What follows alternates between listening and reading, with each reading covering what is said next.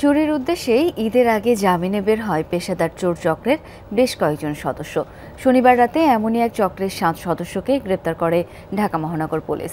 সংবাদ সম্মেলনে লালবাগের ডিসি জানান, ঈদের ছুটিতে ফাঁকা বাসায় ছিল তাদের টার্গেট। সিলন ফ্যামিলি ব্লেন্ডের কড়ালিকার আর সতেজ স্বাদের পারফেক্ট ব্লেন্ডে স্বপ্নেরা মেলুক টানা।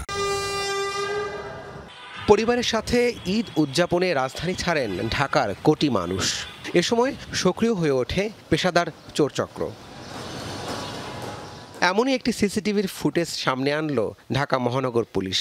তাতে বেরিয়ে আসে চুরির আগে টার্গেট করা বাড়ি রেখে করত তারা, এরপরই ঝোপ বুঝে কোপ মারত। চুরির মূল লক্ষ্য থাকত নগদ অর্থ, স্বর্ণালংকার। চকবাজার থানার ইসলামবাগে রাতভর অভিযান চালিয়ে পেশাদার চোর চক্রের 7 জনকে গ্রেফতার করে পুলিশ।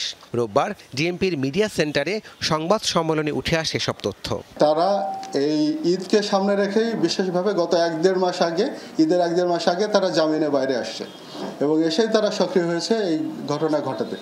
এরা খেয়াল রাখে, এরা এলাকায় মুভ করে এবং এরা রেকি করে আগে কয়েকটা দিন যে কোন বাড়িটা নীরব আছে, কোন বাড়ি থেকে ভাড়াটিয়ারা চলে গেছে, সেইগুলার বেসিক্যালি এদের টার্গেট। গ্রেফতারকৃতদের মধ্যে 4 জনের বিরুদ্ধে 47টি মামলা আছে। লাকিলি আমরা একটা সিসিটিভি ফুটেজ পাই এবং ওটা পাওয়ার পরে যেহেতু এদের বিরুদ্ধে আগে অনেক মামলা আছে, এরা আমাদের থানায় কর্মরত অফিসাররা অনেকে ওদেরকে দেখে চিনে ফেলে, যার ফলে আমাদের অভিযানটা করতে অনেক সহজ হয়েছে এবং আমরা একদিনে এটা ওদেরকে গ্রেপ্তার করতে সক্ষম হয়েছে।